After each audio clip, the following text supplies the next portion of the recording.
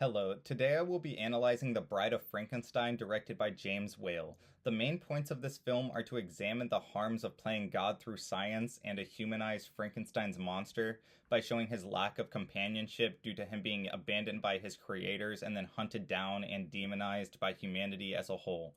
This movie follows Frankenstein, Frankenstein's monster, and Dr. Septimus Pretorius. We primarily follow Frankenstein's monster through his interactions with humanity, through him kind of like paradoxically being both afraid of humanity and trying to find companionship amongst humanity. Dr. Septimus is one of the antagonists in this film and spends the film attempting to coerce Dr. Frankenstein into building another monster who is supposed to be the bride for Frankenstein's original monster. His goal in this film is to start a new species through science that is created by humanity. And we can examine this film as a horror film in several different ways. I'll start with the iconography of the film. We can look towards the dark and creepy Gothic structures, such as the castle at the beginning of the film, the dungeon that Frankenstein's monster is put in by humanity, and just common other uh, iconography in horror films such as candles, graves, and corpses. Next, we can look at the characters, but the one I specifically want to focus on is the monster character that's important to horror films, which I would honestly argue that there are two to three monsters in this film. The first one is Frankenstein's monster, who is trying to find his humanity through companionship. We can see him as a monster due to him existing in a transitional form between being living and dead, and this scaring the other characters of the film. Uh, the bride we can also see as a monster, and for a similar reason, just her having the same transitional form as Frankenstein's original monster. We can also look to Dr. Septimus, who gives up his humanity and becomes a monster due to his obsession with his scientific pursuit. I think two of the most important examples of this are Dr. Septimus manipulating Frankenstein's monster through his desire for friendship, and him having a young woman murdered to get her heart.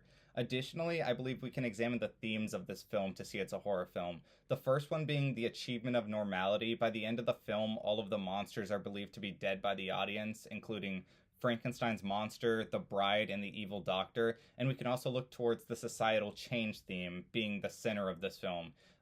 This film tackles the results of isolation, which is caused in The Bride of Frankenstein by humanity forcing Frankenstein's monster to be an outcast. I also believe there is a lot of subtext in this film that can be examined through a queer lens. I think the trials and challenges Frankenstein's monster himself faces can be viewed through a queer lens specifically. The monster does not fit into like the normal binary of life and death. He exists in a middle place where the director gives him human characteristics and desires, but he is painted as a monster and forced to be an outsider by those around him. This can be viewed as the monster disrupting heteronormativity, and this is why he is feared and despised by humanity. I also believe the bride of this film can be seen as queer representation. Before she is even she is expected to be the bride of Frankenstein's monster, and having children with him is just like expected of her. However, she breaks this in heteronormativity by rejecting Frankenstein's monster and the gendered expectation that society attempts to force onto her. This film, and honestly, this film made me feel like kind of sad, which I wasn't expecting. This is truly a tragedy, and I didn't expect to feel so bad for Frankenstein's monster, who was never able to find companionship, or never able to keep companionship at least, and rejected by the human race who created him. Two of the most heartbreaking scenes is watching Frankenstein's monster find companionship through the blind man and find his safe haven in the blind man's house, but then having this ripped away from him by humanity's fear of him. The other scene that really emotionally impacted me was when the bride herself was scared and disgusted by Frankenstein's monster. I thought this was a very grim yet effective ending to the film. One of the most prominent elements from the class specifically that are visible in this film are the inspiration this film takes from Gothic literature. Frankenstein was originally a piece of Gothic literature and was adapted into a film in 1931, and this is a sequel to that film.